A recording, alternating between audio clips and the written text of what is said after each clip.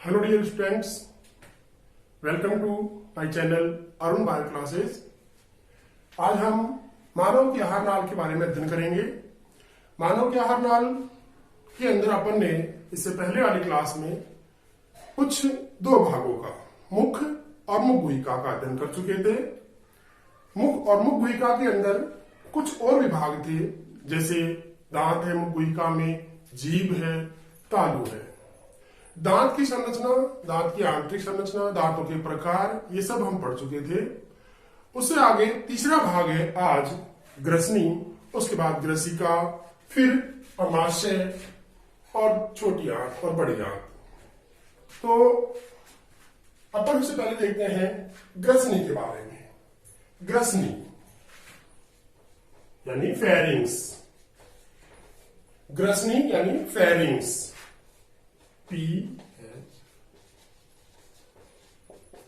Pharynx के बारे में। ग्रसनी देखिए क्या होती है ग्रसनी।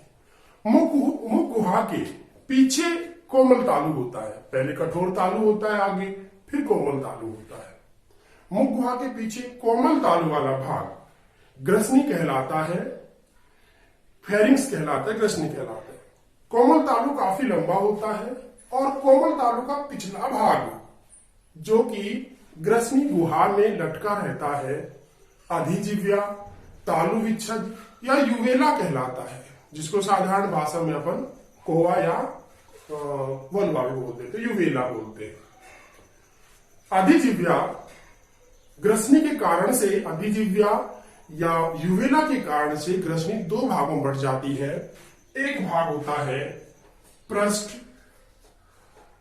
नासा ग्रसनी, पृष्ठ नासा ग्रसनी। दूसरा भाग होता है अधर नासा ग्रसनी। पृष्ठ नासा ग्रसनी और अधर नासा ग्रसनी दो भाग होते हैं। बात करें पृष्ठ नासा ग्रसनी की, तो पृष्ठ नासा ग्रसनी में देखिए हमारे नाक के या नासा के छिद्र होते हैं, बाह्य छिद्र ये होते हैं जो हमें बाहर से दिखते हैं। यही छिद्र अंदर की तरफ भी होते हैं, जिन्हें आंतरिक नासा छिद्र कहते हैं। ये आंतरिक नासा छिद्र पृष्ठ नासा ग्रसनी में जाकर के खुलते हैं। पृष्ठ नासा ग्रसनी में नाक के आंतरिक छिद्र खुलते हैं।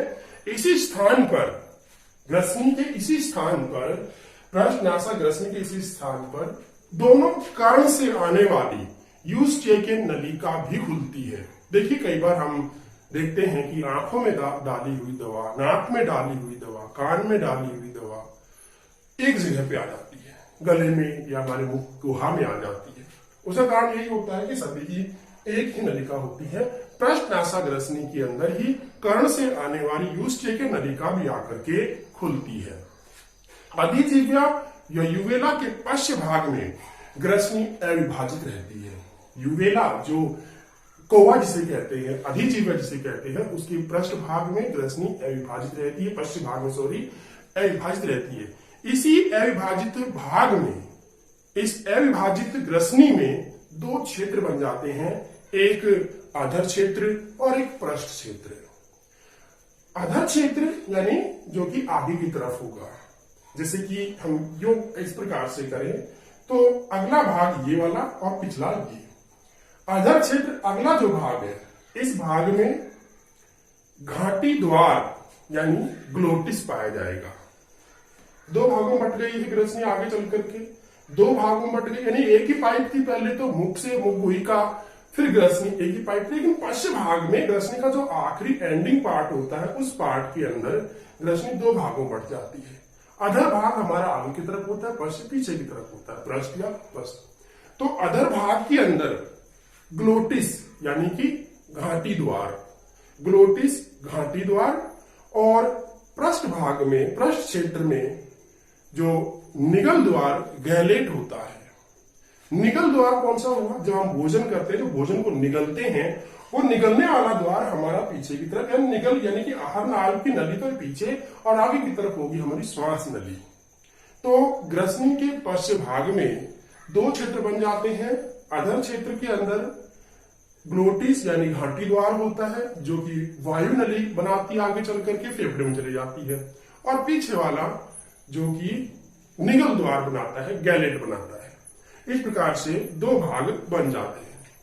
ग्रसनी अब ग्लोटिस द्वारा तो वायु नली में खुलेगी और गैलेट के द्वारा निगल द्वार में अर्थात आगे आहार नाल के अंदर प्रवेश कर जाएगी। ग्लोटिस के ऊपर एक ढक्कन पाया जाता है, एपिग्लोटिस। ग्लोटिस पर एक ढक्कन एपिग्लोटिस पाया जाता है। यह एपिग्लोटिस ढक्कन भोजन को वायु नली में जाने से रोकता है। जब भी हम भोजन निगलते हैं उस समय हमारी वायु नली बंद हो जाती है, क्योंकि वायु नली के अंदर भोजन जाने से हमें खांसते हैं, खांसी आती है या हमें समस्या हो जाती है सांस लेने में। इसलिए ग्लोटिस के ऊपर जो मेरा ढक्कन है वो एपिग्लोटिस ढक्कन भोजन को वायु नली में जाने से या श्वास नली में जाने से रोकता है। तो ये बात थी ग्रसनी की। ध्यान दीजिएगा ग्रसनी पर एक बार फिर से। ग्रसनी जो कि कोमल तालु के पश्च भाग में पाई जाती है और इसका अंतिम सिरा ना कोमल तालु का जो पिछला सिरा होता है, पश्च भाग होता है, वो तालु विच्छेद या अधिजिह्वा यूवेला के रूप में लटका रहता है। यूवेला के पश्च भाग के अंदर ग्रसनी दो भागों में बट जाती है और उसमें अधर क्षेत्र और पृष्ठ क्षेत्र दो बनते हैं। अधर क्षेत्र के अंदर ग्लोटिस यानी घाटी द्वार और पृष्ठ क्षेत्र के अंदर गैलेट या निगल द्वार पाया जाता है। ग्लोटिस के द्वारा ग्रसनी वायु नली में और गैलेट के द्वारा ग्रसनी भोजन नली के अंदर प्रवेश करती है। ग्लोटिस के ऊपर एक ढक्कन एपिग्लोटिस पाया जाता है जो भोजन को वायु नली में जाने से रोकता है। तो ये था हमारा ग्रसनी के बारे में। इसके बाद आता है ग्रसनी से अगला टॉपिक। ग्रसनी हमारा तीसरा टॉपिक था, थर्ड टॉपिक था। पहला मुख था, उसके बाद मुख गुहिका, फिर आया ग्रसनी वाला पार्ट। ग्रसनी के बाद आता है ग्रसिका, ओइसोफेगस। ग्रसिका, ग्रसिका ओइसोफेगस। देखिए ये है ग्रसिका, यहां पर भी दिखा रखा है ग्रसिका। तो ग्रसिका की बात करें, ग्रसिका लगभग 25 सेंटीमीटर, मानव के अंदर ग्रसिका की लंबाई 25 सेंटीमीटर होती है और सामान्यतः इस ग्रसिका के अंदर ये जो ग्रसिका है एक नली समान संरचना है, नली के समान, और इसके अंदर उत्तकों के कुछ स्तर पाए जाते हैं। लगभग 4 स्तर होते हैं, उत्तकों के 4 स्तर होते हैं। अर्थात देखिए एक पाइप नुमा संरचना है, एक नली नुमा संरचना है।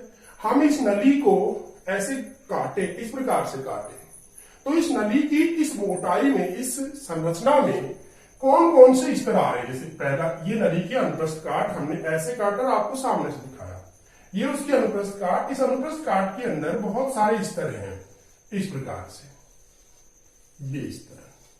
तो ये नलिका लंबी नलिका है, हमने काट के सामने दिखाया आपको। तो यहां पर इसके अंदर ये जो स्तर है, पहला, फिर दूसरा, फिर तीसरा, फिर चौथा स्तर है। ये स्तर क्या है, इनके क्या नाम है, उसके बारे में, अर्थात ग्रसिका की आंतरिक संरचना है। ग्रसिका को हम काट करके देखें तो उसमें कैसे कैसे स्तर दिखाई देंगे, कौन कौन से दिखाई देंगे। तो समान रूप से ग्रसिका की आंतरिक संरचना में या उसके अनुप्रस्थ काट में 4 स्तर दिखाई देते हैं। पहला स्तर है सिरोसा स्तर, सिरोसा या लसीकला स्तर भी बोलते हैं हिंदी में, इंग्लिश में सिरोसा स्तर होता है। यह सिरोसा स्तर पेरिटोनियम का बना होता है, अर्थात पतली सी एक झिल्ली होती है, उस पेरिटोनियम झिल्ली का बना हुआ होता है। आंतरांग पेरिटोनियम होता है यह, और केवल इसमें प्रत्यास्थ तंतु संयोजी, तंतु में संयोजी उत्तक होता है। प्रत्यास्थ लचीला तंतु में संयोजी उत्तक इसके अंदर होता है सिरोसा स्तर में। ग्रसिका की अनुप्रस्थ काट में जो पहला स्तर दिखाई देता है वो सिरोसा दिखाई देता है, सिरोसा पेरिटोनियम, जो कि पेरिटोनियम का बना होता है। पेरिटोनियम आंतरिक पेरिटोनियम होती है और इसके अंदर तंतु में संयोजी उत्तक पाया जाता है, अर्थात लंबे तंतु में संयोजी उत्तक होता है। दूसरा स्तर होता है सेकंड स्तर, बाह्य पेशी स्तर, अर्थात पेशियां जो कि रेखित पेशी, अरेखित पेशी होती हैं, वो पेशी स्तर। क्योंकि ग्रसिका के अंदर जब भोजन आता है तो ग्रसिका फैलती और सिकुड़ती है, फैलती और सिकुड़ती है। उस समय इसके अंदर पेशी इसका नियंत्रण करती है फैलने और सिकुड़ने का, तो बाह्य पेशी स्तर पाया जाता है। ग्रसिका की पेशी स्तर में अनुदैर्घ्य पेशी और वर्तुल पेशी दोनों पाई जाती है। अब एक बात ध्यान देना, अनुदैर्घ्य और वर्तुल पेशी स्तर पर देखिए। अनुदैर्घ्य इस प्रकार से लंबाई के अंदर ग्रसिका है, लंबाई के अंदर, तो जो पेशियां अनुदैर्घ्य होंगी तो वो इस प्रकार से होंगी, लंबी होंगी, और जो वर्तुल होंगी वो इस तरह से पेशियां होंगी, वर्तुल पेशियां। क्योंकि अनुदैर्घ्य पेशियां और वर्तुल पेशियां दो, अनुदैर्घ्य और वर्तुल पेशियां दोनों ही मिलकर के ग्रसिका को फैलने और सिकुड़ने में सहायता देती हैं, अर्थात उसके क्रमाकुंचन में सहायक होती हैं। तो अनुदैर्घ्य पेशी लंबाई में फैली मिलेंगी और वर्तुल पेशियां गोल मिलती हैं। हम बात करें ग्रसिका के अंदर बाह्य पेशी स्तर अनुदैर्घ्य और वर्तुल होता है, लेकिन अगर हम आंत की बात करें, छोटी आंत की बात करें, तो छोटी आंत के अंदर वर्तुल पेशी स्तर जो है, वर्तुल पेशी स्तर तो होता ही, लेकिन साथ ही साथ उसमें तिर्यक पेशी स्तर भी मिलता है, तिर्यक पेशी स्तर भी होता है। तो तिर्यक यहां पर ना होकर यहां सिर्फ वर्तुल पेशी स्तर होता है। इसके बाद आता है इसका तीसरा स्तर अधश्लेष्मिका स्तर, अर्थात सब म्यूकोसा लेयर, सब म्यूकोसा लेयर। यह एक इंपोर्टेंट लेयर होती है, तीसरी परत होती है अनुप्रस्थ काट में, तीसरी परत होती है। यहाँ पर भी हमने एक छोटी आंत का बना के दिखा रखा है, लेकिन एक ग्रसिका का नहीं है। छोटी आंत पहला स्तर है, दूसरा स्तर है, तीसरा स्तर है, फिर चौथा स्तर, इस प्रकार से स्तर है। ऐसे ही स्तर इस काट को भी, इसको इतना सा काट करके यहाँ दिखा रखा है एक प्रकार से। तो आंतरिक जो स्तर होता है वो इस प्रकार से होता है, अंगुली समान प्रवर्ध होते हैं। तो यहाँ पर अब तीसरा स्तर है अधश्लेष्मिका स्तर। ये एक मुख्य स्तर होता है, क्योंकि इस स्तर के अंदर तंत्रिका तंतु, अर्थात जो संवेदनाओं को लाने और ले जाने तंतु होते हैं वो पाए जाते हैं। रुधिर वाहिनियां, लसिका वाहिनियां, कोलेजन एवं लचीले तंतु, ये सभी इस भाग के अंदर मिलते हैं अधश्लेष्मिका स्तर के अंदर। अधश्लेष्मिका स्तर ग्रसिका हो या आमाशय हो सॉरी, या छोटी आंत हो, सभी के अंदर काफी इंपोर्टेंट होता है। तो यहाँ पर इस अधश्लेष्मिका स्तर के अंदर रुधिर वाहिनी, लसिका वाहिनी, तंत्रिका तंतु, लचीले कोलेजन तंतु, प्रत्यास्थ कोलेजन तंतु, ये सभी इसके अंदर पाए जाते हैं। साथ ही साथ इसमें श्लेष्मिका ग्रंथियां भी पाई जाती है। श्लेष्मिका ग्रंथि, श्लेष्म ग्रंथियां जो श्लेष्मा का स्राव करती हैं, जिससे ग्रसिका का आंतरिक भाग चिकना बना रहता है, जिससे भोजन को निगलने में या उसको आगे चलने में आसानी होती है। चौथा भाग है ग्रसिका का अनुप्रस्थ काट का चौथा भाग श्लेष्मिका या म्यूकोसा स्तर, mucosa layer. Mucosa layer, mucosa layer होता है चौथा भाग इसका श्लेष्मिका। इसमें देखिए यह सबसे भीतरी स्तर होता है, सबसे अंदर की ओर होता है, सबसे भीतर की ओर। इसमें उपकला, लेमिना प्रोपेरिया, इसको आप हिंदी में आधार पटल कहते हैं। हालांकि देखिए ध्यान दीजिएगा, ये चित्र छोटी आंत का है, लेकिन सभी के अंदर ये स्तर पाए जाते हैं। लेमिना प्रोपेरिया, आधार पटल, उपकला एवं श्लेष्मिका पाई जाती है। श्लेष्मिका भी पाई जाती है, आधार पटल भी होता है, उपकला भी होता है, इसके अंदर पाया जाता है। ग्रसिका की भीतरी उपकला, स्तरित उपकला, इंपॉर्टेंट बातें हैं, लेकिन ध्यान दीजिएगा। ग्रसिका के अंदर जो उपकला स्तर होता है, श्लेष्मिका जो होती है, वो श्लेष्मिका में स्तरित सल की उपकला होती है, स्तरित सल की उपकला, अर्थात चपटी कोशिकाएं एक के ऊपर एक स्तर में होंगी, एक से दो लेयर हो, तीन लेयर हो, एक के ऊपर एक सल की स्थित उपकला होगी। चपटी कोशिकाएं होंगी उपकला की, और स्तर के अंदर ये कोशिकाएं मिलेंगी, स्तरित सल की उपकला की बनी होती है अधश्लेष्मिका स्तर। इस प्रकार से ग्रसिका की आंतरिक संरचना पूरी होती है। अब है ग्रसिका के प्रारंभिक भाग में रेखित पेशियां पाई जाती हैं। प्रारंभिक भाग में रेखित पेशियां पाई जाती है। ग्रसिका आगे देखिए, अब ग्रसिका के अंदर पेशियां पाई जाती हैं, आपको ही पता है बाह्य पेशी स्तर के अंदर। तो ये पेशियां क्रमाकुंचन गति करती हैं, अर्थात ग्रसिका फैलती सिकुड़ती है, और इस क्रमाकुंचन गति से भोजन स्वतः ही धीरे धीरे कहां पहुंच जाएगा, आमाशय में पहुंच जाएगा। हम भोजन को अपने दबाव के द्वारा, अपनी इच्छा के द्वारा ग्रसनी तक ही ले जाते हैं। ग्रसनी में हम भोजन को दबाव देकर के निगल जाते हैं, लेकिन उसके बाद हम भोजन को आगे नहीं धकेल सकते, ना हम बाहर ला सकते। तो आगे ग्रसिका अपने आप क्रमाकुंचन गति के द्वारा भोजन को आगे की ओर खिसका देती है और भोजन पहुंच जाता है आमाशय में। तो इस प्रकार से आहार नाल का जो ग्रसिका चौथा भाग था वो कंप्लीट होता है। अब आता है अपना पांचवा पार्ट, आमाशय। आमाशय तो अमाशय के अंदर देखिएगा आप, अच्छा टॉपिक है अमाशय या स्टमक। अमाशय स्टमक, अमाशय के आपके सामने डायग्राम बना हुआ है, चित्र बना हुआ है। अमाशय की चित्र की सहायता से हम अच्छे समझेंगे। तो देखिए, अमाशय आहार नाल का सबसे चौड़ा फैलेनुमा भाग होता है, जो कि हमारे शरीर के बाईं तरफ स्थित होता है। शरीर के बाईं तरफ स्थित होता है, अर्थात ये बाईं तरफ थोड़ा सा झुका हुआ होता है। चौड़ा फैलनुमा भाग है, बाईं तरफ स्थित होता है। और अमाशय यह अंडाकार भाग होता है, थोड़ा अंडे के समान होता है, अंडाकार भाग होता है। अमाशय को 3 भागों में बांटा गया है, पूरा अमाशय को 3 भागों में। वो 3 भाग कौन कौन से हैं? पहला भाग है जठर आगम भाग। जठर आगम, जठर यानी भोजन, लार मिला हुआ भोजन जो है वो जठर आगम भाग, जठर आगम भोजन आने वाला भाग। इसको और दूसरा नाम है कार्डियक भाग। क्या कहते हैं? कार्डियक भाग। मैं थोड़ी देर के लिए यहां पर लिख देता हूं, कार्डियक भाग।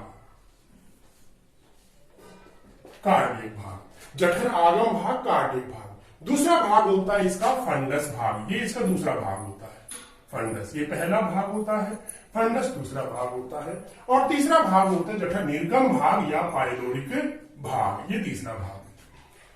अमाशय के 3 पार्ट, पहला जठर आगम कार्डियक भाग, दूसरा फंडस और तीसरा जठर निर्गम या पाइलोरिक पार्ट। एक को देखते हैं बना। जठर आगम भाग पहला है, कार्डियक भाग, जठर आगम भाग। यह भाग अमाशय का सबसे अग्र भाग होता है, जो कि ग्रसनी और अमाशय की जो शुरुआत होती है वहां पर पाया जाता है। ग्रसनी आकर जठर आगम भाग में ही खुलती है, सॉरी ग्रसिका आकर जठर आगम भाग में खुलती है तथा हृदय के नीचे, ये भाग कहां होगा? हृदय। देखिए, हृदय को कार्डियक भी बोलते हैं। तो हृदय के नीचे पाए जाते थे, कार्डियक भाग हो गया। हृदय के नीचे पाया जाता है, कार्डियक भाग कहलाता है, कार्डियक स्थिर भाग कहलाता है। और हृदय के नीचे भाग पाया जाता है। ग्रसिका अमाशय में इसी भाग पे आकर के जुड़ती है। अब देखिए, अमाशय के ग्रसिका और अमाशय के जोड़ पर जो ज्वाइंट यानी जंक्शन या संधि होती है, ग्रसिका और अमाशय के ज्वाइंट के ऊपर एक दिशीय यानी कि एक दिशा वाला कपाट पाया जाता है, स्फिनेक्टर पाया जाता है, वाल्व पाया जाता है, जिसे कहते हैं कार्डियक कपाट या जठर आगम अवरोधनी। जठर आगम अवरोधनी, कार्डियक कपाट। ये कपाट एक दिशीय होता है, अर्थात भोजन को ग्रसिका से अमाशय में तो आने देता है, परंतु अमाशय से वापस भोजन को ग्रसिका में जाने नहीं देता है। ये होता है इसका पहला पार्ट, कार्डियक कपाट। तो इस प्रकार से दूसरा पार्ट है अब फंडस भाग।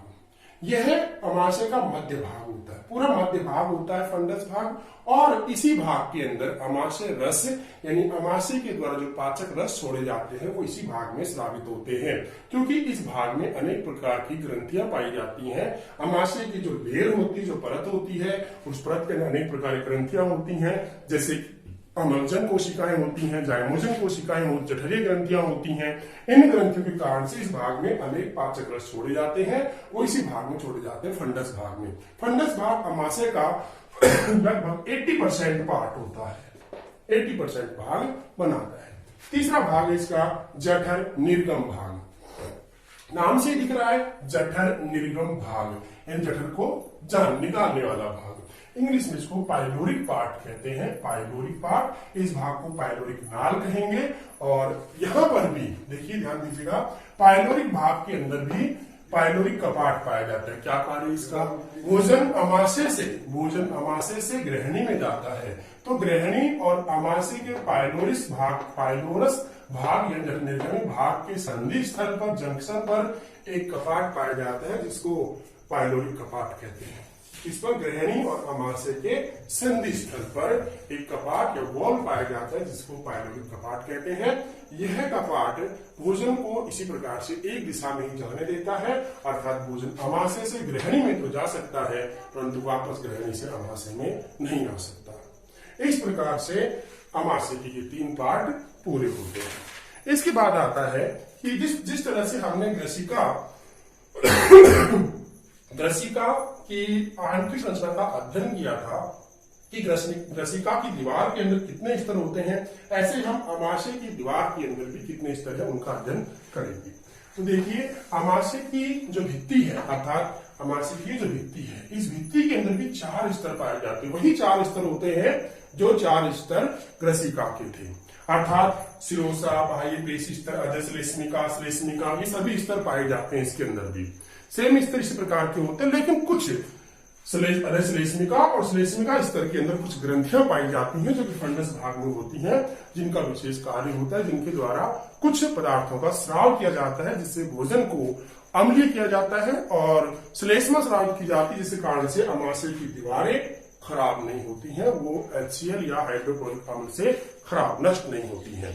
तो इस तरह से हम आंत की अमाशय की औतिकी की बात करें या अमाशय की आंतरिक संरचना की बात करें तो अमाशय की आंतरिक संरचना के अंदर भी वही भित्तियां पाई जाती हैं, 4 स्तर पाए जाते हैं। श्लेष्मिका यानी म्यूकोसा परत, इसकी बात हो रही है। म्यूकोसा परत श्लेष्मिका वलित एवं मोटा स्तर होता है। श्लेष्मक उपकला सरल स्तंभाकार होती। अब यहां पर देखना, ग्रसिका की जो उपकला थी वो स्तरित सरल की उपकला थी, लेकिन अमाशय की जो उपकला है वो स्तंभाकार है, अर्थात वो कोशिकाएं लंबी कोशिकाएं हैं। इस प्रकार से वह चपटी कोशिकाएं थी, स्तरित सरल की चपटी कोशिकाएं, यहां पर स्तंभाकार लंबी कोशिकाएं स्तंभाकार उपकला से बनी हुई होती है इसकी श्लेष्मिका लेयर। इसमें श्लेष्मा स्रावित होती है, जो कि भोजन जो अमाशय से स्रावित HCl है, उस HCl से अमाशय की दीवारों को बचाने का कार्य करती है। श्लेष्मा अमाशय जो श्लेष्मा है, अधिक देखिए एक बात ध्यान देना विशेष बात का, अमाशय के अंदर एक बहुत ही तीव्र अम्ल है, जिसका नाम है HCl हाइड्रोक्लोरिक अम्ल। HCl हाइड्रोक्लोरिक अम्ल स्रावित होता है, जो काफी शांत होता है। यह अम्ल अगर अधिक मात्रा में हो तो इस अम्ल के कारण अमाशय की दीवारें खराब हो सकती है, अमाशय की दीवारों में घाव हो सकता है, एक प्रकार का अल्सर जो होता है वो हो सकता है। इसलिए HCl के प्रभाव को कम करने के लिए श्लेष्मिका स्तर के द्वारा अधिक मात्रा में श्लेष्मा स्रावित की जाती है। यह श्लेष्मा अमाशय के स्वपाचन, सेल्फ डाइजेशन, अमाशय के स्वपाचन, ऑटो डाइजेशन से बचाती है, स्वपाचन से बचाती, ताकि अमाशय की दीवारें खराब ना हो। तो श्लेष्मा का मोटा स्तर अंदर की तरफ पाया जाता है।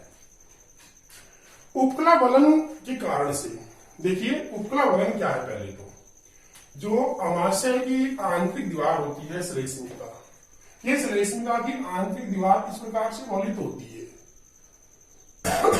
इस तरह से, अर्थात वलित हो जाती है, अंदर की तरफ मुड़ी हुई होती है, वलित अम्ल के समान उभार बने हुए होते हैं।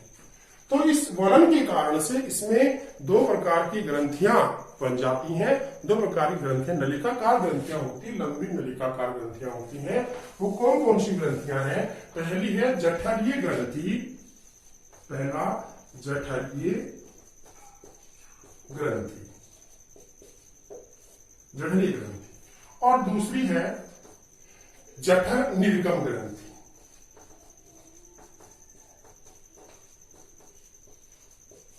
जठर निर्गम ग्रंथि, जठरीय ग्रंथि और जठर निर्गम ग्रंथि 2 हैं। नाम से दिख रहा है कि निर्गम भाग के अंदर जठर का जो अमाशय का निर्गम भाग है वहां मिलेंगी, जठरीय ग्रंथियां बीच वाले जगह मिलती हैं। तो बात करें जठरीय ग्रंथियों की, पहले जठरीय ग्रंथियां अम्लीय जठर रस का, अम्लीय जठर रस अर्थात HCl जो मैंने बताया आपको, HCl हाइड्रोक्लोरिक एसिड, HCl एवं जठर निर्गम ग्रंथियां मुख्यतः श्लेष्मा का स्राव करती हैं। तो जठर निर्गम ग्रंथियां श्लेष्मा का और जठरीय ग्रंथियां HCl का स्राव करती। देखिए, जठर निर्गम ग्रंथि श्लेष्मा का स्राव जब करती हैं तो ये श्लेष्मा यहां से आगे ग्रहणी में भी जाती है, ग्रहणी वाली पार्ट में जाती है, ताकि ग्रहणी के अंदर इस HCl से नुकसान ना हो, ग्रहणी को हानि ना पहुंचे, इसलिए वो श्लेष्मा भोजन के साथ आगे चले जाते हैं। तो यहाँ पर ज्यादा श्लेष्मा स्रावित करने की जठर निर्गम ग्रंथियां पाई जाती हैं। इन ग्रंथियों की जठर निर्गम ग्रंथियां हैं और जठरीय ग्रंथियां, इन ग्रंथियों की जो मुख्य कोशिकाएं, या दूसरा नाम ये है जाइमोजन कोशिकाएं, मुख्य या जाइमोजन कोशिकाओं के द्वारा निष्क्रिय पेप्सिनोजन का स्राव किया जाता है। निष्क्रिय पेप्सिनोजन का, देखिए, निष्क्रिय पेप्सिनोजन, निष्क्रिय पेप्सिनोजन का स्राव किया जाता है। यह पेप्सिनोजन सक्रिय हो जाता है जब भोजन आता है तब और पेप्सिन बना लेता है। पेप्सिन ओजन से पेप्सिन बन जाता है, निष्क्रिय पेप्सिन ओजन का स्राव करता है। तथा देखिए ध्यान दीजिएगा, जठरीय ग्रंथियां और जठर निर्गम ग्रंथियों की जो मुख्य कोशिकाएं होती हैं उन कोशिकाओं से उनको जठर निर्गम ग्रंथियां और जठरीय ग्रंथियों की मुख्य कोशिका या जाइमोजन कोशिका, दूसरा नाम है जाइमोजन कोशिकाओं के द्वारा निष्क्रिय पेप्सिन ओजन का स्राव किया जाता है। तथा और भी कोशिकाएं मिलती हैं जिनका नाम है अमलजन कोशिकाएं। अमलजन कोशिकाएं, अमलजन कोशिकाएं, ये अमलजन कोशिकाएं ऑक्सिंटिक सेल्स भी कहलाती हैं। अमलजन कोशिकाएं या ऑक्सिंटिक सेल्स, इन अमलजन या ऑक्सिंटिक सेल्स के द्वारा HCl अम्ल का स्राव किया जाता है, हाइड्रोक्लोरिक अम्ल का स्राव किया जाता है। तो ध्यान रखिएगा, इंपोर्टेंट चीज है ये कि मुख्य कोशिकाओं के द्वारा निष्क्रिय पेप्सिनोजन या जाइमोजन कोशिकाओं के द्वारा निष्क्रिय पेप्सिनोजन का, जबकि अमलजन कोशिकाएं या ऑक्सिंटिक सेल्स के द्वारा HCl अम्ल का स्राव किया जाता है। ये था इनके बारे में। अब जठरीय ग्रंथि जो होती है, जठर निर्गम ग्रंथियां होती हैं और जठर ग्रंथियां होती हैं। जठर ग्रंथियां लगभग 80% और जठर निर्गम ग्रंथियां लगभग 20% होती हैं। 20% भाग अमाशय का बनाने का कार्य करती हैं। ये था अमाशय के बारे में। स्टमक के बारे में देखिए, स्टमक एक अच्छा टॉपिक है, शॉर्ट टॉपिक है, पूछ सकता है एग्जाम के अंदर, बोर्ड एग्जाम, 12वीं के बोर्ड एग्जाम में आगे भी काम में आएगा ये। तो ध्यान रखिएगा, अमाशय के 3 भाग, कार्डिक भाग, उसके बाद फंडस भाग और फिर जठर निर्गम भाग। कार्डिक भाग पर कार्डिक कपाट पाया जाता है जो कि भोजन को ग्रसिका से अमाशय में आने देते हैं, परंतु अमाशय वापस नहीं जाने देता। इसी प्रकार फंडस भाग सबसे बड़ा भाग होता है, 80% भाग होता है, मध्य भाग होता है, 5 रस इसी भाग में स्टार्ट किए जाते हैं। उसके बाद जठर निर्गम भाग, जठर निर्गम भाग या पाइलोरस पार्ट, इस भाग के अंदर भी एक कपाट होता है, इसे पाइलोरिक कपाट कहते हैं। यह कपाट भोजन को अमाशय से ग्रहणी में तो जाने देता है परंतु वापस नहीं आने देता। इसके बाद में अगर बात करें अपन अमाशय की औतकी की संरचना की, तो अमाशय की औतकी के अंदर भी वही 4 स्तर, सिरोसा, बाह्य पेशी स्तर, अधश्लेष्मिका और श्लेष्मिका स्तर पाए जाते हैं, परंतु इसकी श्लेष्मिका के अंदर कुछ अंतर होता है। इसकी श्लेष्मिका के अंदर अधिक श्लेष्मा स्राव की जाती है, जिससे अमाशय को स्वयं पाचन से बचाया जाता है, क्योंकि अमाशय में अमलजन कोशिकाओं से HCl स्राव किया जाता है। यह HCl अमाशय की भित्ति को गला सकता है, इसलिए स्वयंपाचन से बचाने के लिए श्लेष्मा की मोटी परत पाई जाती है। श्लेष्मा की भित्ति के 2 प्रकार की नलिकाकार ग्रंथियां बन जाती हैं, क्योंकि श्लेष्मिका जो परत है वो वलित हो जाती है, जिससे नलिकाकार ग्रंथियां बनती हैं। ये नलिकाकार ग्रंथियां 2 प्रकार की, जठरीय ग्रंथियां, जठर निर्गम ग्रंथियां। जठरीय ग्रंथियां जो है वो, और जठरीय ग्रंथियां जठर रस का स्राव करती है और जठरीय निर्गम ग्रंथियां जो है वो श्लेष्मा का स्राव करती हैं। इन ग्रंथियों की मुख्य कोशिकाएं यानी जाइमोजन कोशिकाओं से निष्क्रिय पेप्सिनोजन का स्राव होता है, जबकि अमलजन या ऑक्सिंटिक सेल्स के द्वारा HCl का स्राव किया जाता है। HCl हाइड्रोक्लोरिक अम्ल का स्राव किया जाता है। ये ग्रंथियां फंडस या मध्य भाग में पाई जाती हैं। इस प्रकार से फंडस या मध्य भाग लगभग 80% जठरीय ग्रंथियों का, जबकि 20% जठर निर्गम ग्रंथि का भाग होता है। ये था।